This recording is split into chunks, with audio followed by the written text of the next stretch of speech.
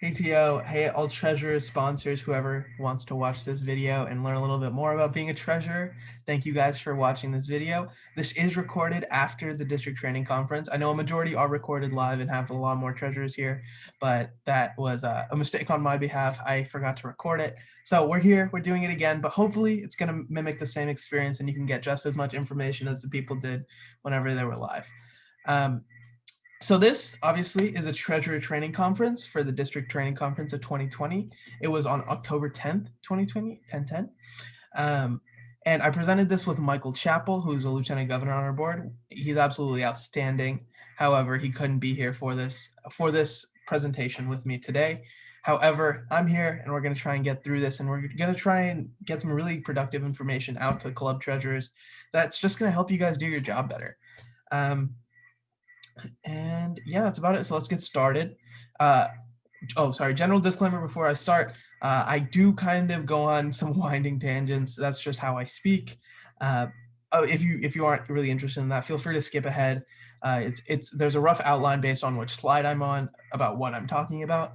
But the first couple of slides are just about being a treasurer and there's the stresses and kind of how our year works. So if you already know, if you feel like you're really good at that stuff, feel free to skip ahead to something you're not so sure about, and hopefully I articulate that point greatly for you. So if you're here for all sessions, you kind of feel like you don't really know what's going on, 100% fine. We're going to walk through it together. So let's get started. When the first thing is I'm going to try and outline what international defines as a great club treasurer. So a great club treasurer will update the membership update center every single year. A great club treasurer will keep track of your club's budget. A great club treasurer will also apply for the Youth Opportunities Fund grant. That has already passed, but it's 100% fine if you didn't apply. We don't really get that many people applying every single year, and there's absolutely no worries if you didn't apply because of coronavirus or another reason this year. That's 100% fine. Collecting dues and then leading fundraising efforts this year. So all of these are just a general overview, and we're going to go more in depth on every single one except keeping track of your club's budget, because everyone kind of has a different way of doing that, and that's a more club by club thing. If you do need tips on keeping a club budget, of course, email me and I will talk you through it. Maybe we can set up a call and hopefully just find something that works for you, because that's truly what this is about, is finding really good resources that work for you and what honestly you feel works the best for you. I know I sound like a broken record here, but that's truly what this is about. It's about taking all of these tasks and them boiling it down to a methodology that really works for you. I know I'm saying that a lot, but it's true. So what we're going to do, skipped a slide. So first thing we're going to talk about is the MUC. Some people haven't heard of this, and that's 100% fine. What I'm hoping is that people from the future years do come back and watch this video, and hopefully they will learn a little bit about the MUC if they don't know about it already. So the MUC is essentially how International keeps track of its members and their information. And so this is Kiwanis International. That's their whole thing, is the Membership Update Center. And they require Key Club International, Circle K International, and Kiwanis International to use the MUC. Obviously, the other branches of the K family don't need to use it. However, they actually want to keep track of their members in those three main branches. So it can be accessed at keyclub.org/MUC. We'll talk a little bit more about what to do whenever you get there. The 4 items of info needed per member, this is important. So you need their first name, last name, email, and graduation year. Those are the only 4 pieces of information that you need to put a member into the MUC, and then ensure that Key Club International recognizes them as a member.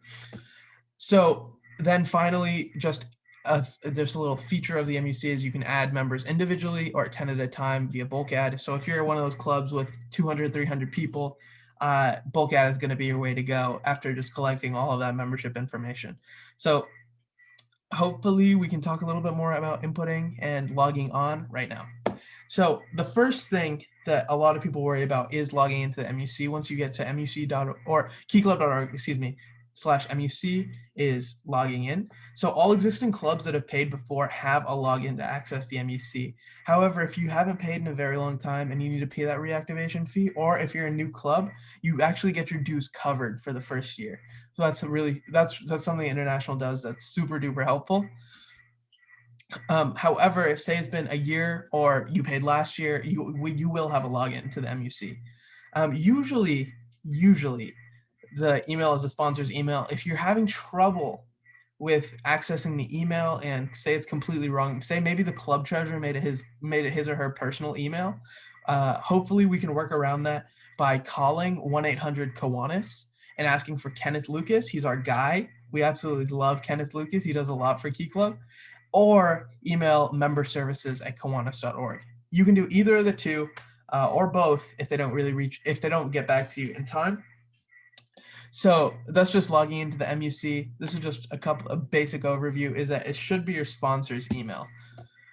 If you do have a new sponsor this year, you can enter their email and they will get an email to confirm their club. So the MUC has its own process of confirming the club and making sure that the club is actually there and it's not just some random person trying to create an account for the MUC.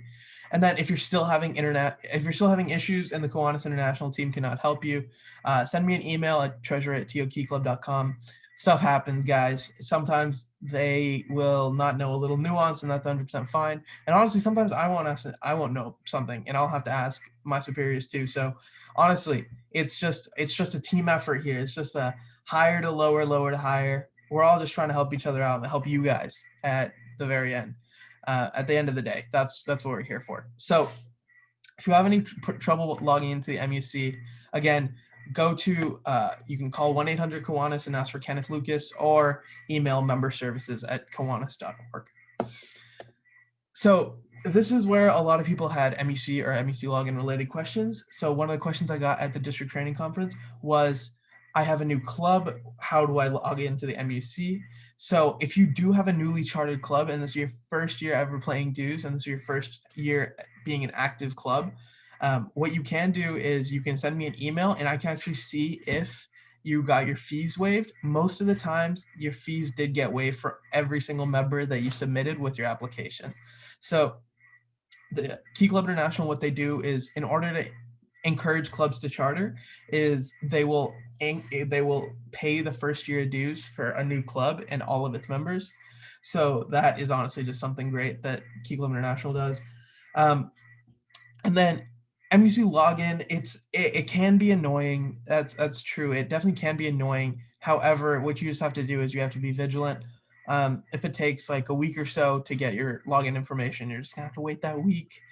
Don't let it stress you out too much. And also, that brings me to a good point. Don't leave it for the last minute. I think that is something that I have talked to a lot of club treasurers about, is not leaving it for the last minute. So hopefully, the MUC and the MUC login won't give you too many problems. But if it does, again, I'm here to help you guys navigate through that.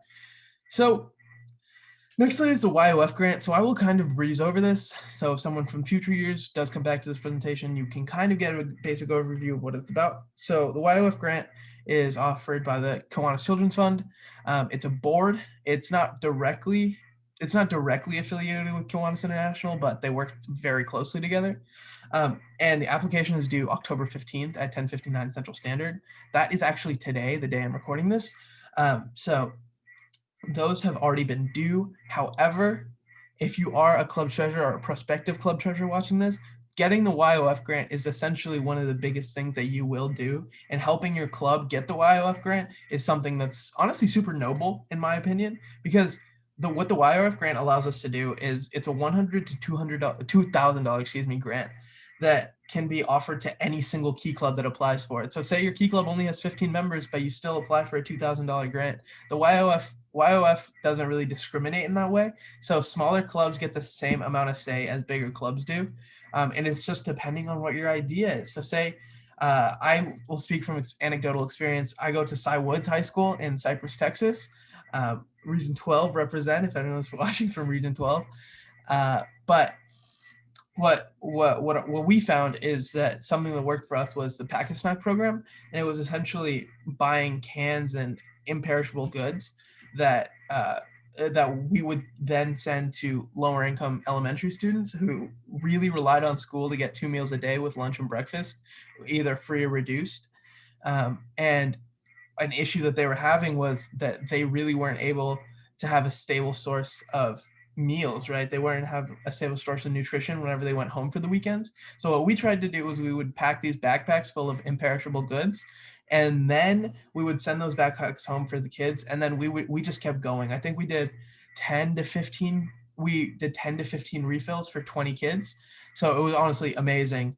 And we made a really big difference in our community. So that's just an example of what we did. If you have a crazy out there idea, feel free to ask your club, or feel free to ask the next district treasurer, whoever it is, or a district treasurer in the future about what it is that you want to do. And they will tell you if they feel like it's a good idea or not.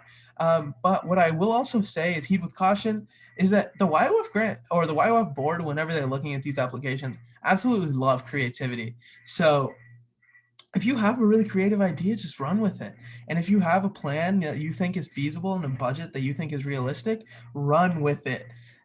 We are not here to stifle creativity in any way possible. So if you feel like, hey, you asked a district treasurer and they said, I don't know if that's the best idea, but you can't really come up with anything else and you think it's a great idea, go with it. That's just my 2 cents though. This is a timeline, just general stuff. So application is due is October 15th, as mentioned earlier. The winners are notified in the first week of January.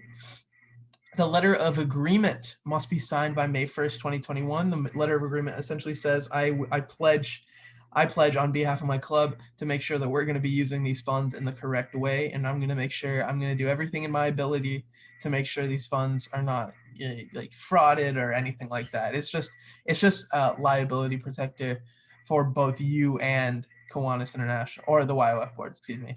And then the final report. So the final report is super big. I would say that it's the biggest part of the entire process. And if you don't really submit a final report, you're not likely to get a grant in the next years, because the final report is YOF's way of knowing what exactly you did with the money. So keeping receipts is super big, or at least taking a picture of receipts whenever you buy things after you get the money. Because I know that I've had clubs in the past who have said, I'm trying to fill out this final report. However, I'm having issues because we didn't keep any of the receipts. So we kind of just have to guesstimate exactly how much you spent. Don't be in that boat. And then final report, you'll also report any extra money that you had left. And then I think that the YOF board will ask for an invoice. I think if it's like 60 cents, they won't care too much. But say you have $20 or $30 left, or even $100 is how much some clubs have. They will ask you for that money back. And that's how they know, is via the final report. So questions about the YOF grant or the application. I'm not going to go too in depth with this because I know, as I said earlier, can't really apply for it anymore. I know it's really sad, but due to the coronavirus, which I will talk about later, and how it's really just thrown our entire equilibrium out of whack, this year was a little bit weird with the YOF grant. But I know a lot of clubs did apply for it. So if you are watching this and you applied and you're a club treasurer, thank you. Thank you. You really are doing a great thing. And this year, more than ever, is what I was telling people. The YOF grant was an absolutely outstanding opportunity because it's essentially, I hate to use this term, but it's free money if you do the application correctly, because they want to give out that money and they want to make that difference because it looks really good for them and it makes us look really good too. So thank you guys for applying. And if you're watching this from the future, hey, future people, that's stupid. Hey, future people, please apply for this grant. I think it's a great idea. And in execution, there will be a lot of things about the YOF grant that are super helpful, and it gives your year some structure. So YOF grant, absolutely outstanding. Nextly, is collecting and paying dues, and this is the most important job, people. So the first thing about collecting, paying dues, you should understand, it is kind of a maze, but we're going to walk you through it right now. 2 deadlines. You have early bird, and then you have regular. So early bird is December 1st, 2020 this year. So that is a big thing that a lot of people have been wondering about. It was extended. Generally, early bird dues deadlines are November 1st. So last year, 2019, the early bird dues deadline was November 1st, 2019. But this year, because of the coronavirus pandemic, International has extended the early bird dues deadline to December 1st, which is absolutely huge for all of us because especially in Texas, Oklahoma, especially this year, we have so many clubs who said, I can't really make that November deadline. I wish they would extend it to December. Granted, they did extend it a little bit late, but all that matters is that the deadline did get extended. So it's absolutely clutch for us and what we're trying to do here. And then regular is just a general dues or a dues deadline that's just going to be super all encompassing. It's just a deadline that most districts set. International does have their big regular dues deadline. Generally, it's December 1st. They haven't really said anything about it this year, so people are just trying to pay their dues. And we as a district are encouraging clubs to pay their dues before January 1st, 2021, or on that date. We just want to have all dues in as early as possible.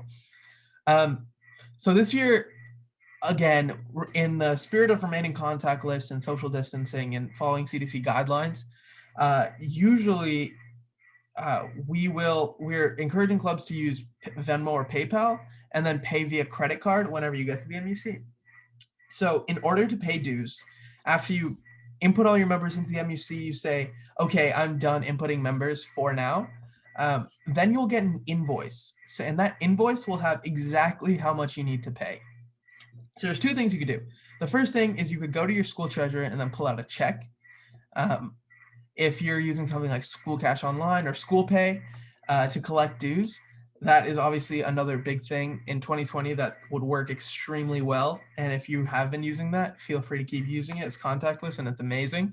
And you go to the school treasurer with that invoice and you'd say, I need this check withdrawn. Your sponsor would have to do it. And then your sponsor gets the check processed, and then they mail it to Key Club International. Usually that takes a little bit of time to process. Sometimes it depends on how many like queries and how many submissions International is getting, but it can take up to honestly a month after you mail it, which is honestly not ideal for a lot of clubs. But then what isn't really utilized, a lot of people use check, but what really isn't utilized is paying by credit card. So this year, because of the coronavirus, Venmo and PayPal are our best friends, and contactless paying is honestly the best way to mitigate any spread of the virus, and we're trying to just keep everyone as healthy as possible right now. So in the spirit of that, paying with credit card is a great idea. So just collecting your dues and getting sponsor approval to use Venmo or PayPal, collecting your dues through Venmo or PayPal or something else similar, Cash App, maybe if you want to use that. And then paying through credit card at the end.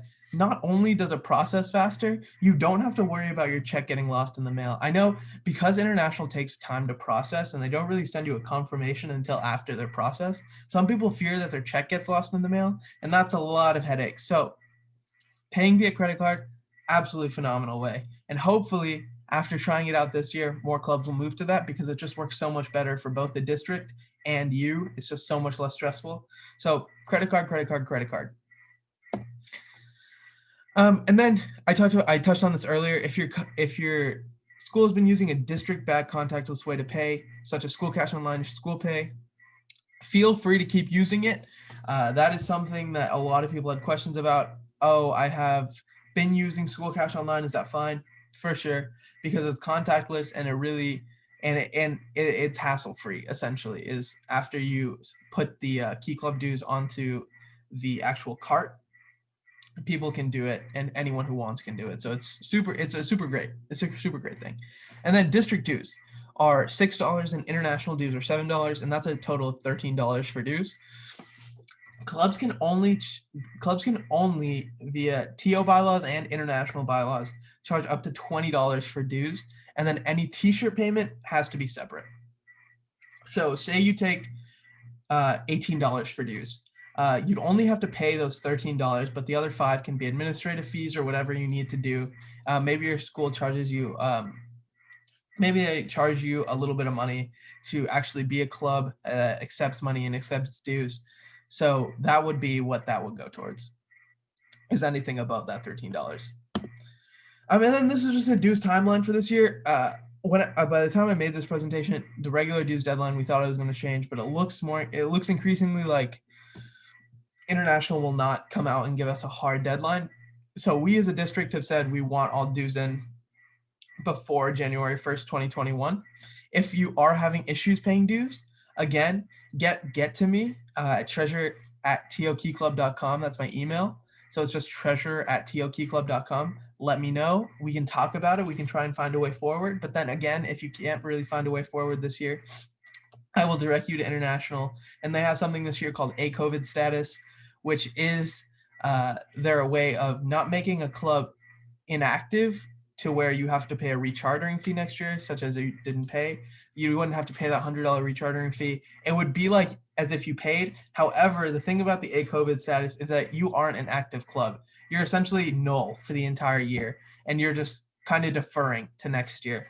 We still do have some questions about A-COVID status in general, such as if you are A-COVID status, can you pay in the future? So say you didn't think your club could exist in November, so you applied for a COVID status or told international to designate you as a COVID. But in March, your club is allowed to meet and you actually get people to pay dues and you want to pay and you want to be an active club. That's something that we're still trying to figure out if that's allowed. So there will be more information information coming out about that. And I will talk about that in my updates and stuff like that too. So then suspended after February 1st. This really isn't a big deal this year. International is not suspending clubs or making them inactive this year because of this A-COVID status. So again, the important designation to make though is it's not like you just can't pay your dues this year. If you have an issue with paying dues, you have an option, is what International has said. But they really want clubs to pay dues because if you don't pay dues, you can't attend LEDCon at the end of the year. If you don't pay dues, you can't have club executive or club members run for district staff or district board or international staff or international board. That's another big thing that I know a lot of people care about. And then you won't be designated as a club, so it's going to be extremely tough to pay for YOF next year.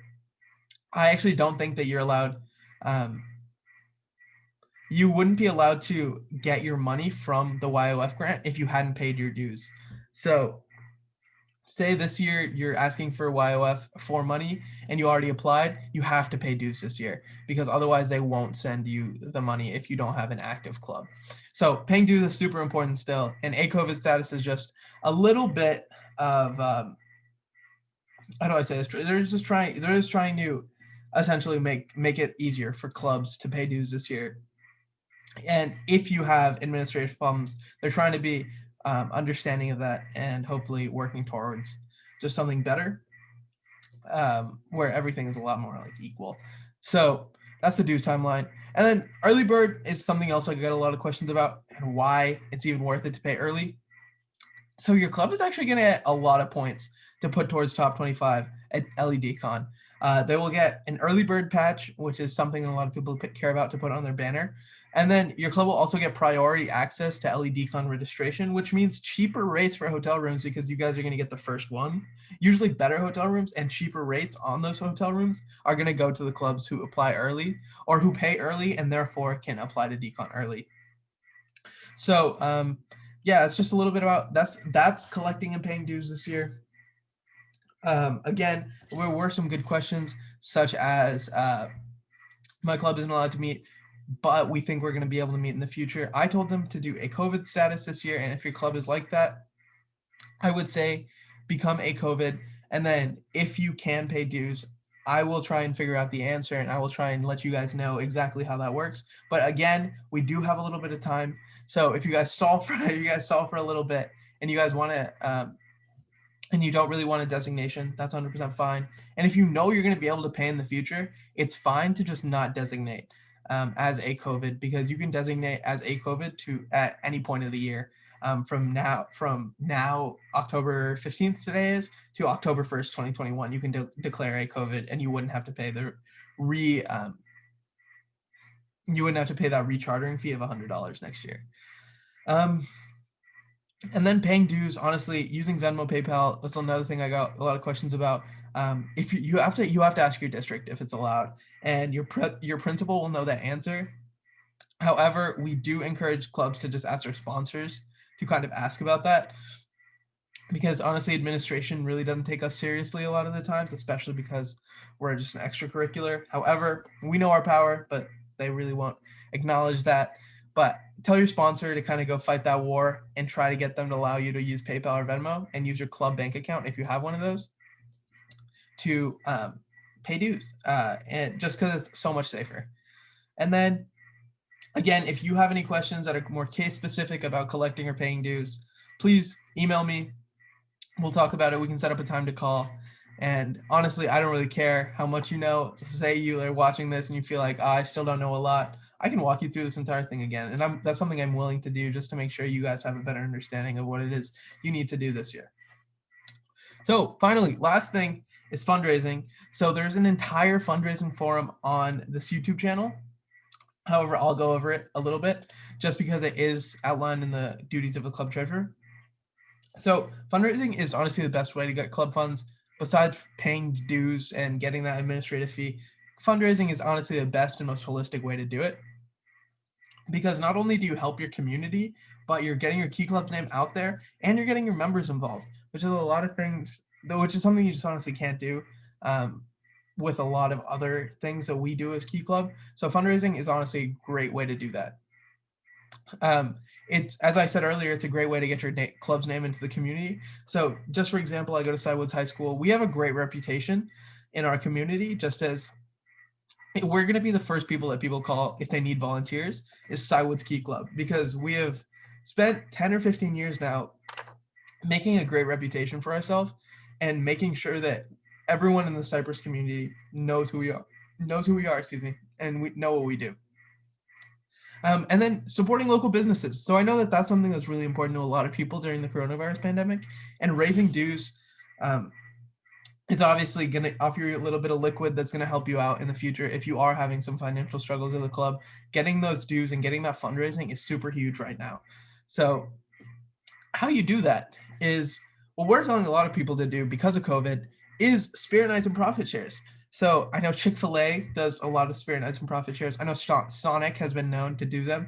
And just local businesses will be willing to do profit shares with you, because not only does it get their name out there, but they're donating to a great cause and it's a tax write-off for them. So honestly, they will benefit a lot, and it's all about just going out and asking them, having a pitch with them, having a meeting, sitting down and saying, hey, here's exactly what we want to do. I'm with yada yada Key Club, Denton High School Key Club, something like that. And I want to talk to you about this profit share. And getting a meeting in person is the best way to plan one of these events, because there it's harder for them to say no, because it's not like a lot of people are really willing to turn down a high schooler who's just asking to have a fundraiser with them that's going to benefit both sides. So in person, asking them is absolutely huge. And then selling items such as popcorn, chocolate bars, candy grams, roses, candles, etc. So I think all of us have seen the usually I think it's Band that does those big fundraisers with the world's finest chocolate. I know that's what they do at my school, but people go crazy over that. So just tapping into what your peers really enjoy, which is honestly these items, and using that as a way to benefit your Key Club. Again, it's something that benefits both sides, because a lot of people are going to be willing to pay for that, especially if it's food. And then a socially distanced movie night with an admission fee is something that you could open up to literally anyone in the community too. If you have a projector, or if you want to just set up a big screen and your school has one, and then like picnic blankets out and tape off exactly where people need to sit, or just have someone walking around, have your sponsor walking around and making sure people are correctly socially distanced. That's another way, again, to get your name out there in the community and raise some funds for whether you're going to put that towards your club or whether you're going to donate it to a charity. Regardless of what you do, all of these ways are really, really good things. Again, if you do have more questions about fundraising, please go check out the other forum. They talked all about it, and it's a great forum. I already watched it. It's absolutely fantastic. They do a lot of really good stuff there. So these are just some ways that I thought of, but again, they have probably more ideas than I do. So, and then any questions about fundraising or anything else, just in general, if you guys have anything, please let me know. I try to get to my email as quick as possible. Also, on the next slide, you'll see it. If you're a club treasurer, please join our GroupMe, which is right here. You can scan this QR code with your phone right now, or you can take a screenshot and scan it later. And we also have a remind code this year, which is a TO Treasure. So these are two really good ways to keep involved. I think I sent a lot of messages out about YOF because, as I said earlier, today was our deadline, and I just had to make sure everyone knew the deadline, and I was trying to kind of just force it down. People start saying, hey, if you are applying, get it done today. So I'm just going to honestly try to keep that same energy. Essentially, for every single big deadline we have. So that's going to be early bird. It's going to be our regular dues decision deadline, LEDCon registration deadline. We have a lot of deadlines this year. That's something that I know a lot of people have kind of overwhelming, but don't worry, we're going to work through it together. So again, join this GroupMe. It's a great opportunity to have open forum discussion, super casual too. It's not like you have to be super professional or anything like that. Obviously, there is a level of professionalism that has to be maintained, but super casual, just get to talk to other club treasurers. Right now, I think the GroupMe has around 30 people. So people from all different parts of Texas and Oklahoma too. So I think you'll find at least one or two people who have similar situations to you.